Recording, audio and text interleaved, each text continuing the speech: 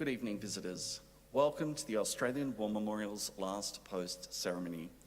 My name is Troy Clayton, and joining us today from the Australian Army is Lieutenant Colonel Patrick Rawlings. We warmly welcome representatives attending from the RAAF No. 1 Recruit Training Unit and the War Widows and Veterans Group from the Lower Clarence Laurel Club who are in attendance this evening. We welcome the veterans who have served, those that are still serving, and the families that love and support them. We also acknowledge the members of the RSL Services Clubs Association, RSL Victoria, and RSL Queensland who are watching this ceremony broadcast across Australia. During this evening's ceremony, wreaths will be laid at the base of the Pool of Reflection by visitors as well as students on behalf of Singleton Primary School from Western Australia. If you're able, please stand and join in singing the National Anthem.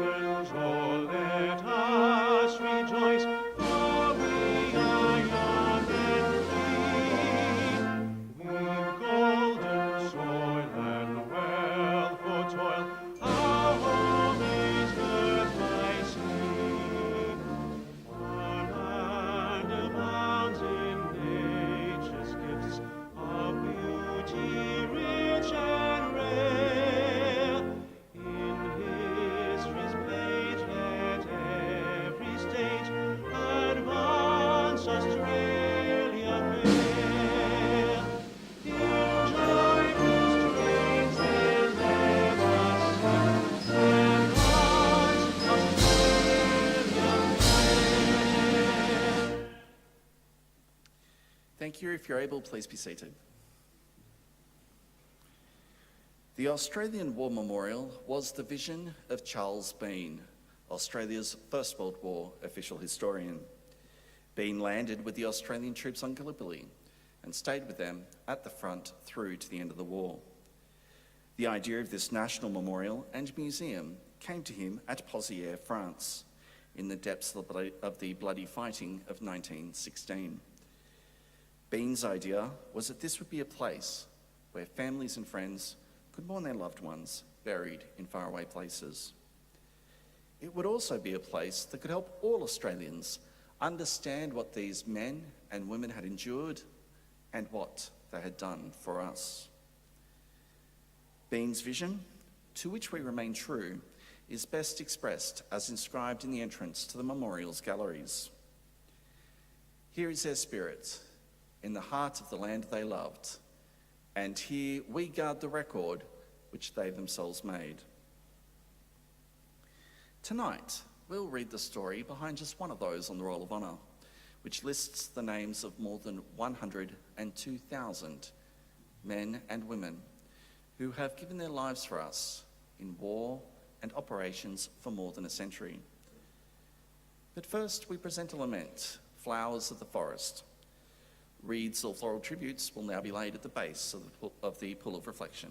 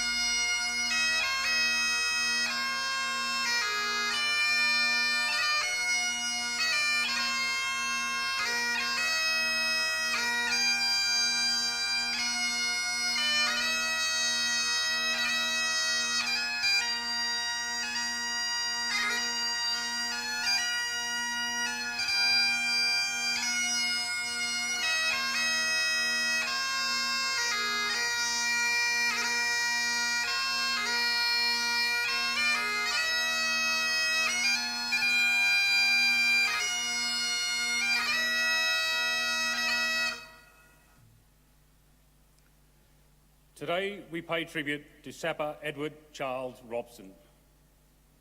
Born in Tumut in southern New South Wales on the 24th of July 1926, Edward Charles Robson was the son of Jack and Maud Robson. Growing up, he was known as Teddy. After leaving school, he worked as a dairy farm, but by early 1945, he was unemployed. He was mobilised for service in the IIF in early February 1945 and was enlisted at Liverpool, New South Wales on the 7th of February. In late April, after his initial training, Robson was posted to the 1st Training Battalion, Royal Australian Engineers, at the large Australian training base at Kapooka. The next several weeks were filled with trade skill training, and Robson and his new mates were put through their paces. However, in the afternoon of the 21st of May 1945, tragedy struck. Crowded within a dugout during a routine demolition training exercise on the preparation of hand charges were two groups, one of 22 trainees and 2 instructors, and a smaller squad of 3 men and an instructor. Inside the dugout, 110 pounds of explosives were stored for the day's training exercise. In circumstances that remain unknown to this day, the explosives were initiated. In the explosion, 24 men were killed instantly. 2 died of injuries shortly afterwards, and 2 more were severely injured. Robson was one of those killed instantly in the accident. He was only 19 years old. A mass funeral was held for the men in Wagga Wagga on the 24th of May. Of Wagga Wagga's population of 15,000, some 7,000 people were in the streets to watch the funeral procession pass. About 150 cars were in the procession, which was led by police on motorcycles. An army truck piled high with wreaths came before 4 trucks bearing 26 flag-draped coffins. It was the largest military funeral to take place in Australia. Robson's name is listed on the roll of honour to my left, among almost 40,000 Australians who died while serving in the Second World War. A photograph of Edward Robson's headstone is displayed today before the pool of reflection. This is but one of the many stories of service and sacrifice told here at the Australian War Memorial. We now remember Sapper Edward Charles Robson, who gave his life for us, for our freedoms, and in the hope of a better world.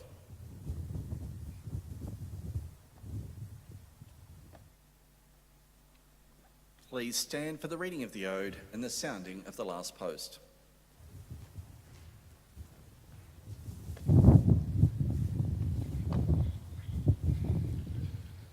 They shall grow not old, as we that are left grow old. Age shall not weary them, nor the years condemn. At the going down of the sun and in the morning, we will remember them.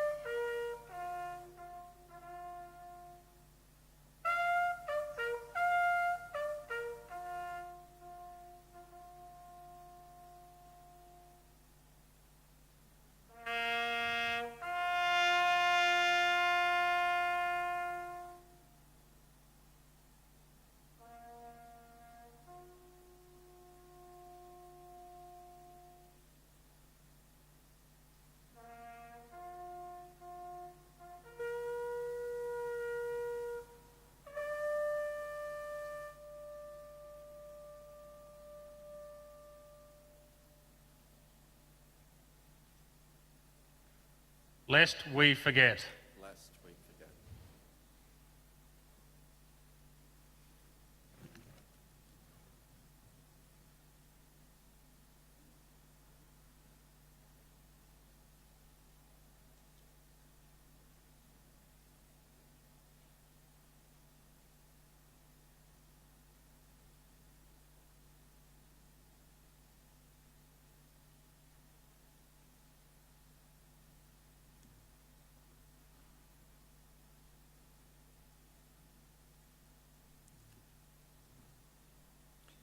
We leave you this evening with the words of the memorial's founder, Charles Bean. Many a man lying out there at Poziere or in the low scrubber Gallipoli with his poor, tired senses barely working through the fever of his brain has thought in his last moments, well, it's over. But in Australia, they will be proud of this. Ladies and gentlemen and students, that concludes the last post ceremony. We'd like to thank you for visiting the Australian War Memorial and wish you all a very good evening. Thank you.